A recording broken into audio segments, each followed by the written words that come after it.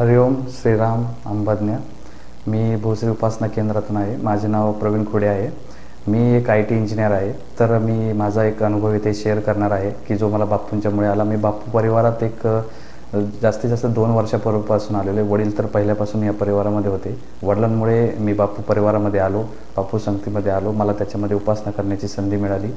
तर माझा एक अनुभव मला असा शेअर करायचा आहे की IT कंपनीमध्ये मी कार्यरत असताना तर मी एक कॉन्ट्रॅक्ट पेरोलवरती तिथे काम करत होतो, जे की एक टेम्पररी तिथे मी जॉबला होतो आणि 1 वर्षानंतरून मला तिथे परमनंट होण्याची संधी भेटणार होती। परंतु काही कारणास्तव काही अप्रूव्हल्स त्या कंपनीचे आले नाही, त्यामुळे मला तिथे परमनंट करता आलं नाही। पण त्या शेवटच्या महिन्यामध्ये जो शेवटचा महिना होता त्या कंपनीमध्ये, तर तिथले जे मॅनेजमेंट डिपार्टमेंट मॅनेजर ते मला सांगत होते की आपण करून घेऊ। परंतु घरची जबाबदारी पूर्णतः माझ्यावरती। एक लहान मुलगा, मला एक 3 महिन्याचा लहान मुलगा झालेला होता। त्यात मी एक कार घेतली होती, त्याचे EMI पण चालू होते आणि घराची पूर्ण आर्थिक परिस्थिती आणि घराचा एक इन्कम सोर्स हा फक्त माझ्यावर डिपेंड असल्यामुळे मला नोकरी असणे हे खूप इम्पॉर्टंटच होते।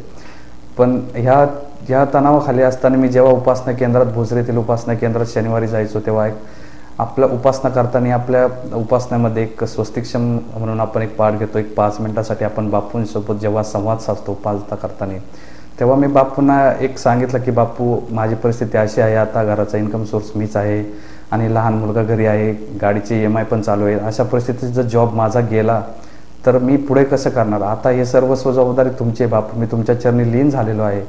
जर तुम्ही मला या मार्गातून, संकटातून बाहेर काढा। मी बापूंना तर ही विनवणी करत होतो की बापू, मी आहे त्या कंपनीत जर तुम्ही मला ठेवलं तर मला इथल्या कंपनीची सर्व प्रोसेस माहिती झालेली, मी या कंपनीत खूप चांगलं काम करू शकतो। तुम्ही या कंपनीत मला ठेवलं तर मला खूप आनंद वाटेल। पण आपण बापूंना काही फोर्स करू शकत नाही की बापू मला ह्याच कंपनीत ठेवा, बापू मला त्याच कंपनीत द्या। आपण बापूंना असं फोर्स करू शकत नाही। तर मी बापूंना हे सुद्धा सांगितलं की बापू, की तुम्हाला जर योग्य वाटत असेल की मी दुसऱ्या कंपनीत जावा, माझ्या आयुष्यात काही चेंज व्हावा।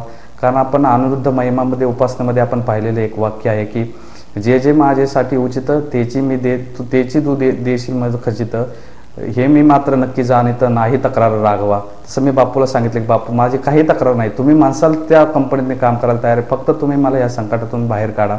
कारण जर माझा जॉब गेला तर माझ्या घरची परिस्थिती खूप हालाकीची होईल।